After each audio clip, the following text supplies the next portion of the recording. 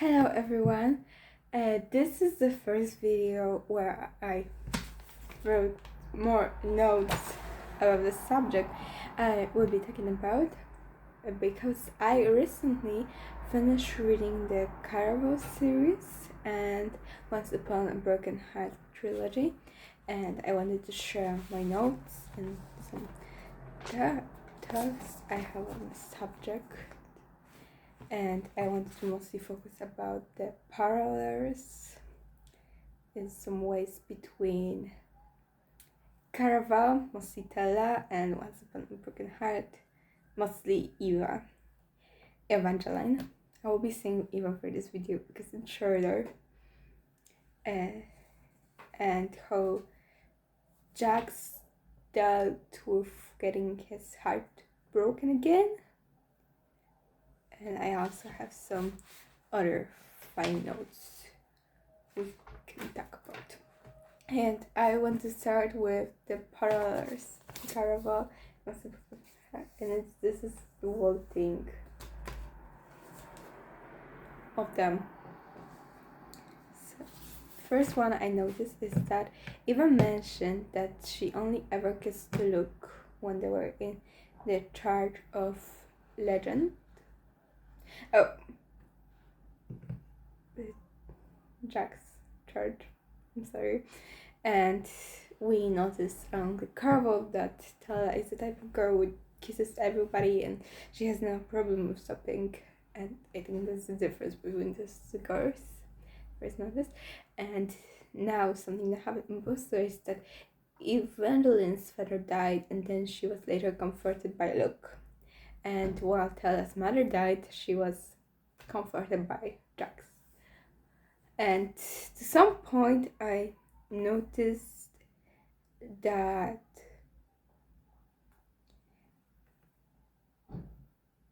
at the beginning, Jack is paralleled with Luke. So he's paralleled with the second love, not the one that will be chosen in the end. And later he's more paralleled with Dante. So someone that will be chosen. But Dante is also paralleled with Apollo, someone who were supposed to be chosen. Dante got chosen. But it has a lot of spoilers. I forgot to say, but if you're watching this video, you probably know that. And then I noticed that Eva is on the more poor side. She's not living such a luxurious life that Tella is living. We all can say that Tella is rich, her parents are rich, and then she became a princess. It's a luxury that Evangeline didn't really get to experience at her teenage years. Well, before everything in the story happened. Luke was cursed and couldn't break free from the curse that Maisel placed upon him, but when Tella was controlled by Jack, she still managed to break free, which proves that Luke's love isn't really so true as Tella's love was. And Evangeline was against Luke. I don't know what's happening with my tongue today.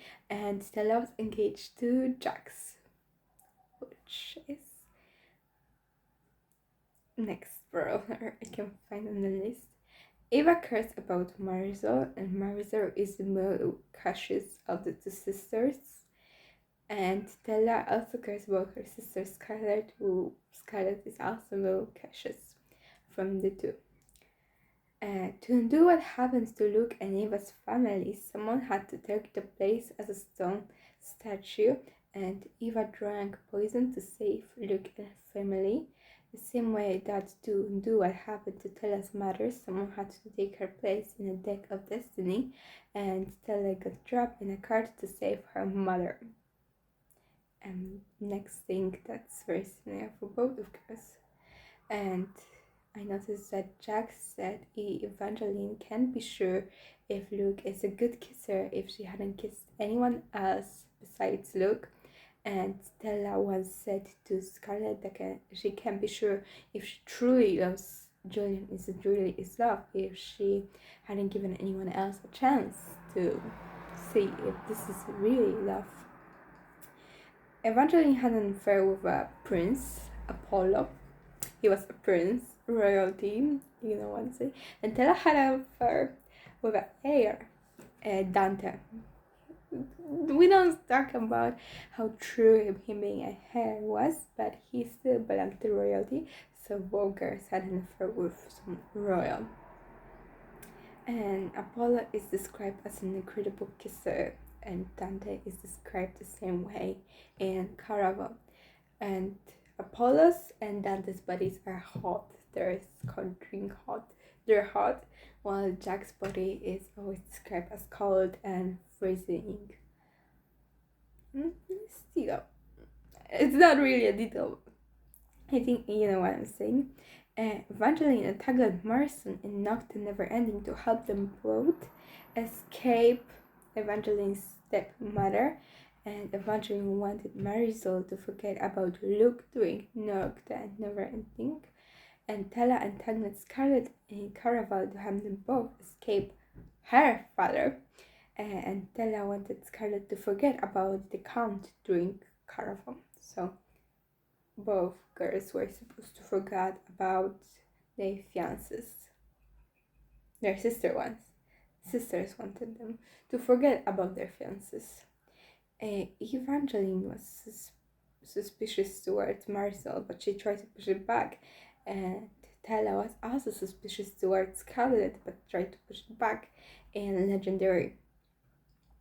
And I think Stephanie Garber really likes the trope of two siblings because she used it 2 times in CARAVAL. We got Dante, Julian, and then we got Scarlett and Stella, and in Once Upon a Broken Heart we got Evangeline and Marisol, and we also got Apollo and Tiberius, and I also wrote it down.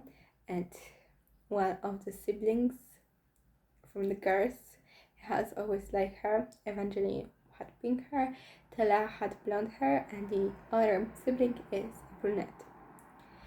Eva dismissed Jax as someone not very important and first in his charge. She just thought it was another believer in Prince of Hearts, and Tella dismissed Jax in the carriage as there's some aristocrats. Nah. Evangeline was said that life is about more than only happiness, and Tella didn't want to live in a happy blur with Jax. At the end, she was controlled by him, and she also declined his offer to make her love him. Jax had an encounter with Marisol, and Eva tried to protect her, and Jax also had an encounter with Scarlett, and Tella tried to protect her sister. Eva could open the Vanary Arch, and Tella could open her mother's vault.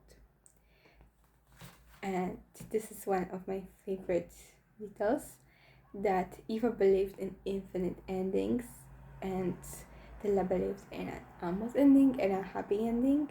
And I like how they believed in different types of ending story and how the stories ended depending on what they believed in.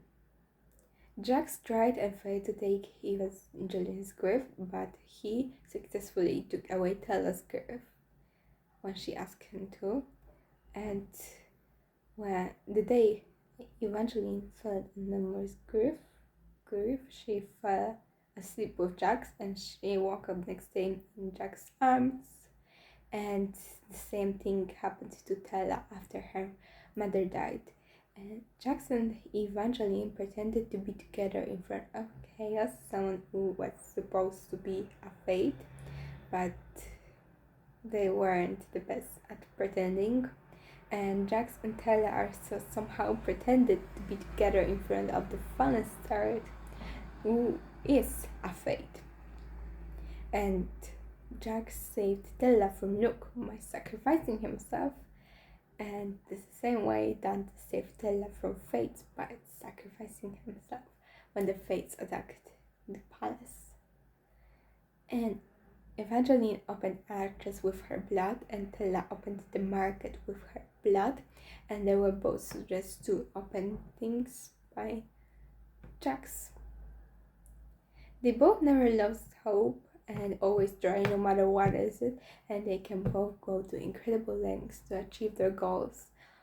They never back down, they're resilient. I admire them for that, and they're somehow similar in that matter. And they both came for help to Jax and didn't back down even after learning his fate. And they both found out that Jax is a fate because he thought his kids would be to die for him. They were like, I heard of that somewhere before. You are the Prince of Hearts! Oh my god! And Jax called them both pet at the beginning.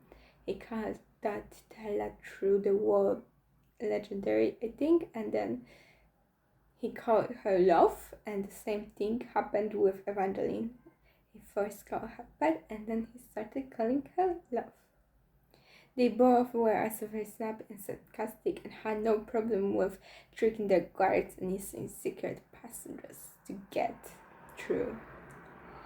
Jack saved Stella's life after Paradise the Lost died. He didn't let her stay with her mother very long, so Gabriel wouldn't wake up and also kill her. And Jax just saved her then, and he also saved Eva from dying of grief because he comforted her there and took her to Lala. And they both disliked Jax at first and never even thought about being his one true love. The thought didn't even pass their minds.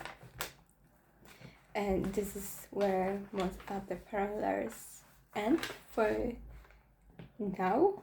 Now I want to talk about how Jax was dealing with getting his heart broken again.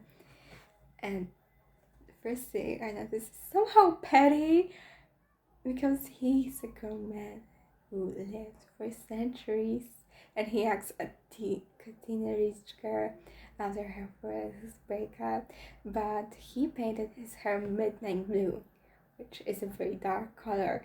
And you know who has had dark hair? Dante! Stella's lover. I don't know if this is what's supposed to sound like. He painted this because of that, but that's what I came up with.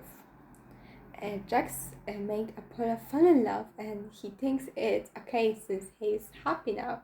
The same thing he did to Stella when he just wanted her to be enough her and control her. She's happy. She doesn't feel bad because I'm controlling her to not feel bad and to feel happy. Then it's fine in his opinion. I might disagree with him on that, but this is not a video where I talk most about my opinions, but most about what I took from the book. Jax also said that Apollo's unrequited love will destroy him, and it can be interpreted that in a way Jax isn't able to experience love. He never be required because his partner always dies, and it destroys him slowly. That he can't never.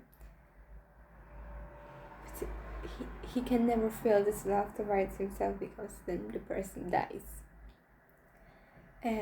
Jax is also trying to push Eva away because she feels sorry for him, and I also noticed that Stella felt sorry for him in CARAVAL, when that might be the reason why he pushes her away.